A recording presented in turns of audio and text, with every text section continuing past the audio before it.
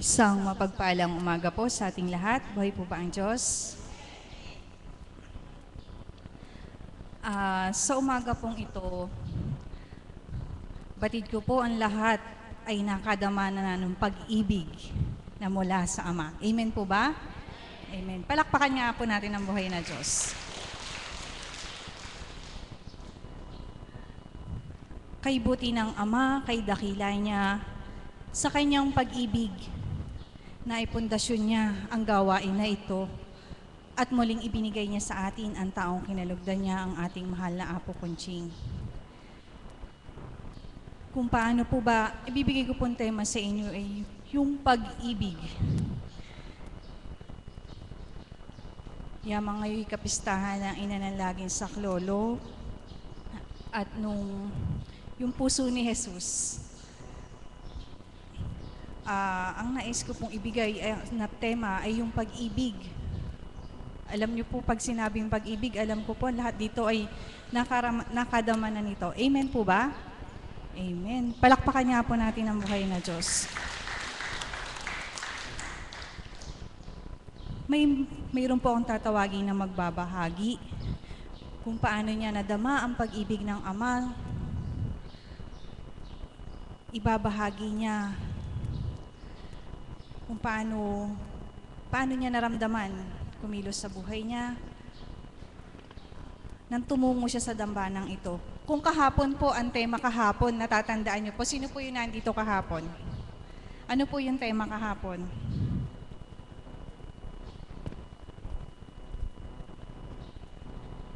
Paano mo masasabi nung dating hindi ka pa pupunta sa dakom to ay paano mo yung dambanang ito, paano mapapahalagahan? Subalit nung ikaw'y nadako dito, paano mo na siya nadama? Di po ba kay ganda ng tema kahapon? Kung paano nyo nadama ito. Ngayon naman po yung pag-ibig ng Ama, pag-ibig ng Diyos na nadama natin. Kung paano tayo mayroong anak, mayroon tayong magulang na minamahal, at may mas higit na nagmamahal sa ating lahat ay ang Diyos na buhay. Amen po ba? Amen. Ngayon po, nais kong tawagan ang aking kapatid na taga Mapaniki. Tinatawagan ko po si kapatid na Winnie upang magpahayag sa inyo ng pag-ibig ng Ama. Kapatid na Winnie,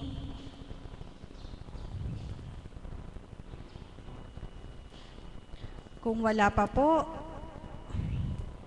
andyan na pala, ayan na po. Habang po siya'y dumarating, pasalubungan nga po natin siya ng malakas na palakpak. Ayan.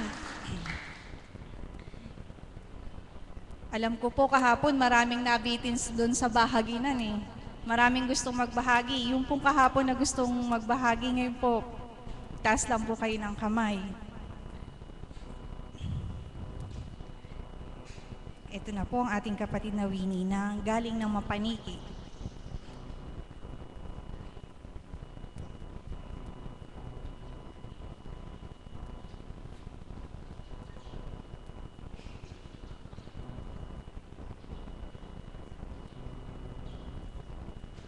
Magandang umaga po sa inyong lahat. Sa Apo Divine Mercy, Mama Mary, Apo Kunching, sa mga alagad, sa mga caps, choir, magandang umaga po sa inyong lahat. Di ko po akalain na ako'y minimithi po pala ako ng mahal na Apo Divine Mercy at ang ating mahal na ina. Wala man po akong nakahandang sasabihin at iya. Pero ang masasabi ko po, mahal po ako ng Ama.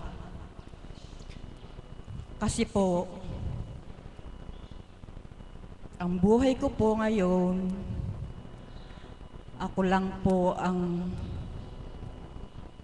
mag-isa tumataguyod sa aking mga anak. 37 years po ako nung mabalo ako. Mula noon, ako na lang po. Kaya ang masasabi ko po, mahal po ako ng Ama. Yun po ang ano ko po sa aking sarili na pinupuri ko po siya at pinasasalamatan na hanggang ngayon hindi po ako pinababayaan para may taguyod ko ang aking mga anak, apo, sa paggabay ko po sa kanila, hindi po niya ako pinababayaan. Ama, maraming salamat po sa biyaya, kalakasan, kalusugan ng aming mga katawan, kagalingan ng aming kaluluwa. Maraming salamat po, Ama. Yun lang po, maraming salamat po. Salamat. Maraming salamat po. Narinig niyo po kung gaano kadakila ang pag-ibig ng Diyos sa Kanya. Bagamat siya lang mag-isa ang tataguyod, kasama niya ang Ama, hindi siya nag-iisa. Kung paano niya natataguyod ang kanyang pamilya, kasama niya ang Diyos. Naramdaman niya ang pag-ibig ng Diyos. Kaya po, Nanay Winnie, maraming salamat sa ibinahagi mo. Ngayon naman po, tatawag po ulit ako na isang. Ito po siya yung dating pasyente na nakikita ko po. Tatawagin ko po ang aking kapatid na Medi Cacho upang ipahayag sa inyo ang pag-ibig ng Ama na nadama niya sa dakong ito. Kapatid na Medi.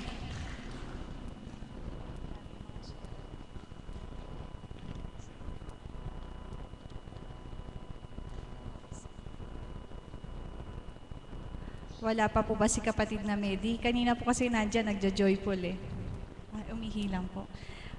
Habang wala po si kapatid na Medi, tatawagin ko po ang isa kong kapatid na alagad upang magbahagi sa inyo. Tinatawagan ko po ang aking kapatid na Desiree.